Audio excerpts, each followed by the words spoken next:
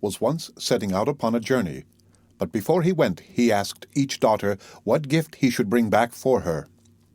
The eldest wished for pearls, the second for jewels, but the third, who was called Lily, said, "Dear father, bring me a rose." Now it was no easy task to find a rose, for it was the middle of winter. Yet, as she was his prettiest daughter, and was very fond of flowers, her father said he would try what he could do. So he kissed all three and bid them good-bye. And when the time came for him to go home, he had bought pearls and jewels for the two eldest, but he had sought everywhere in vain for the rose, and when he went into any garden and asked for such a thing, the people laughed at him, and asked him whether he thought roses grew in snow. This grieved him very much, for Lily was his dearest child, and as he was journeying home, thinking what he should bring her, he came to a fine castle, and around the castle was a garden, in one half of which it seemed to be summer-time, and in the other half winter. On one side the finest flowers were in full bloom, and on the other everything looked dreary and buried in the snow. "A lucky hit," said he, as he called to his servant, and told him to go to a beautiful bed of roses that was there, and bring him away one of the finest flowers. This done, they were riding away well pleased, when up sprang a fierce lion, and roared out, "Whoever has stolen my roses shall be eaten up alive." Then the man said, "I knew not that the garden belonged to you. Can nothing save my life?" "No," said the lion, "nothing, unless you undertake to give me whatever meets you on your return home. If you agree to this, I will give you your life, and the rose too for your daughter." But the man was unwilling to do so, and said, "It may be my youngest daughter, who loves me most, and always runs to meet me when I go home." Then the servant was greatly frightened, and said, "It may perhaps be only a cat or a dog." And at last the man yielded with a heavy heart, and took the rose, and said he would give the lion whatever should meet him first on his return. And as he came near home, it was Lily, his youngest and dearest daughter, that met him. She came running and kissed him and welcomed him home. And when she saw that he had brought her the rose, she was still more glad. But her father began to be very sorrowful and to weep, saying, "Alas, my dearest child, I have bought this flower at a high price, for I have said I would give you to a wild lion, and when he has you, he will tear you in pieces and eat you." Then he told her all that had happened, and said she should not go, let what would happen. But she comforted him and said, "Dear father, the word you have given must be kept. I will go to the lion and soothe him. Perhaps he will let me come safe home again." The next morning she asked the way she was to go, and took leave of her father, and went forth with a bold heart into the wood. But the lion was an enchanted prince. By day he and all his court were lions, but in the evening they took their right forms again.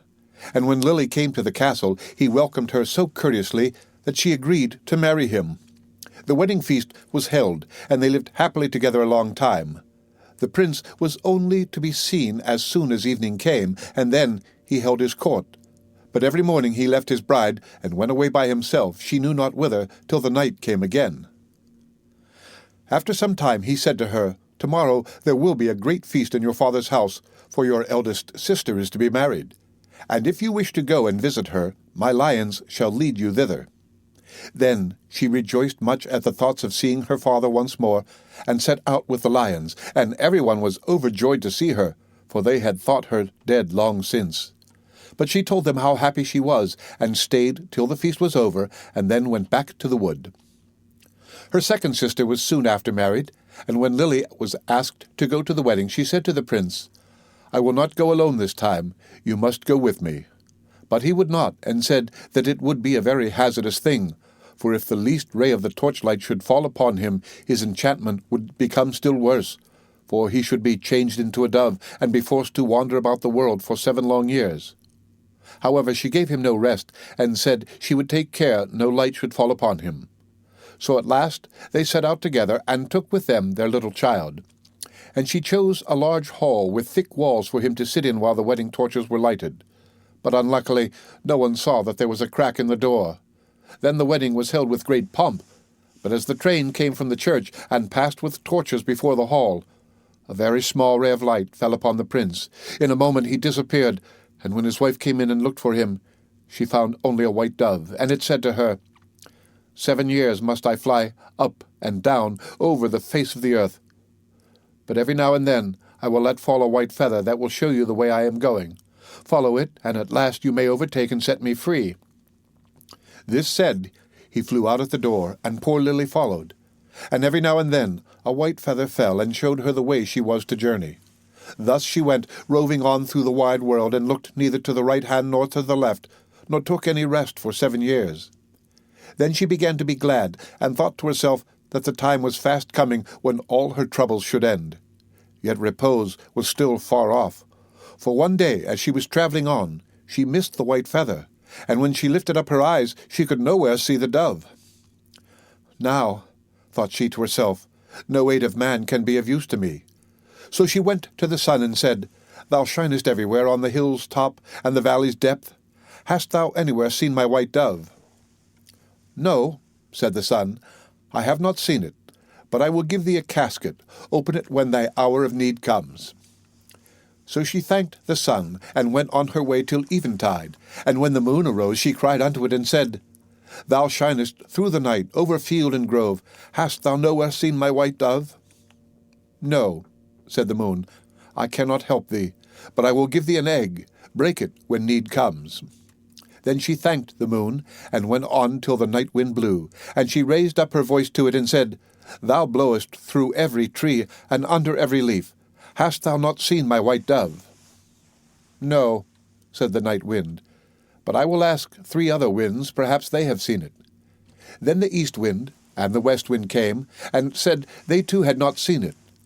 But the south wind said, "I have seen the white dove. He has fled to the Red Sea, and is changed once more into a lion.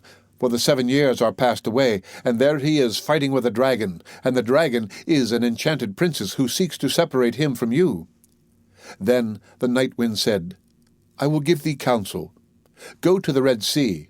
On the right shore stand many rods. Count them, and when thou comest to the 11th, break it off, and smite the dragon with it. And so the lion will have the victory, and both of them will appear to you in their own forms. Then look round, and thou wilt see a griffin-winged like bird sitting by the Red Sea. Jump onto his back with thy beloved one as quickly as possible, and he will carry you over the waters to your home. I will also give thee this nut," continued the night wind. "When you are halfway over, throw it down, and out of the waters will immediately spring up a high nut tree on which the griffin will be able to rest. Otherwise he would not have the strength to bear you the whole way. If therefore thou dost forget to throw down the nut, he will let you both fall into the sea." So our poor wanderer went forth, and found all as the night wind had said. And she plucked the 11th rod, and smote the dragon, and the lion forthwith became a prince, and the dragon a princess again. But no sooner was the princess released from the spell than she seized the prince by the arm, and sprang onto the griffin's back, and went off carrying the prince away with her. Thus the unhappy traveller was again forsaken and forlorn. But she took heart and said, "As far as the wind blows, and so long as the cock crows, I will journey on till I find him once again."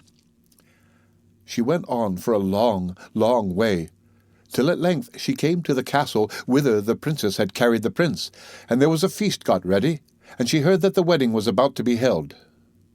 "Heaven aid me now," said she, and she took the casket that the sun had given her, and found that within it lay a dress as dazzling as the sun itself. So she put it on and went into the palace, and all the people gazed upon her. And the dress pleased the bride so much that she asked whether it was to be sold. "Not for gold and silver," said she, "but for flesh and blood." The princess asked what she meant, and she said, "Let me speak with the bridegroom this night in his chamber, and I will give thee the dress." At last the princess agreed, but she told her chamberlain to give the prince a sleeping draught, that he might not hear or see her. When evening came and the prince had fallen asleep, she was led into his chamber, and she sat herself down at his feet, and said, "I have followed thee 7 years. I have been to the sun, the moon, and the night wind to seek thee, and at last I have helped thee to overcome the dragon. Wilt thou then forget me quite?" But the prince all the time slept so soundly that her voice only passed over him, and seemed like the whistling of the wind among the fir trees. Then poor Lily was led away, and forced to give up the golden dress, And when she saw that there was no help for her, she went out into a meadow and sat herself down and wept. But as she sat, she bethought herself of the egg that the moon had given her, and when she broke it, there ran out a hen and 12 chickens of pure gold that played about, and then nestled under the old one's wings, so as to form the most beautiful sight in the world. And she rose up and drove them before her, till the bride saw them from her window, and was so pleased that she came forth and asked her if she would sell the brood. Not for gold or silver, but for flesh and blood. Let me again this evening speak with the bridegroom in his chamber, and I will give thee the whole brood. Then the princess thought to betray her as before, and agreed to what she asked. But when the prince went to his chamber, he asked the chamberlain why the wind had whistled so in the night. And the chamberlain told him all, how he had given him a sleeping draught, and how a poor maiden had come and spoken to him in his chamber, and was to come again that night. Then the prince took care to throw away the sleeping draught, and when Lily came and began again to tell him what woes had befallen her, and how faithful and true to him she had been, he knew his beloved wife's voice, and sprang up and said, "You have awakened me as from a dream, for the strange princess had thrown a spell around me, so that I had altogether forgotten you. But heaven hath sent you to me in a lucky hour." And they stole away out of the palace by night unawares, and seated themselves on the griffin, who flew back with them over the Red Sea. When they were halfway across, Lily let the nut fall into the water, and immediately a large nut tree arose from the sea, whereon the griffin rested for a while, and then carried them safely home. There they found their child, now grown up to be comely and fair, and after all their troubles, they lived happily together to the end of their days. The End of The Lily and the Lion by the Brothers Grimm. Read by Rick Kistner for Lit2Go on the web at fcit.usf.edu. Now, what do you suppose that story was a metaphor for? Divorce? Other women coming between a man and his wife, and the man finally coming to his senses and going home?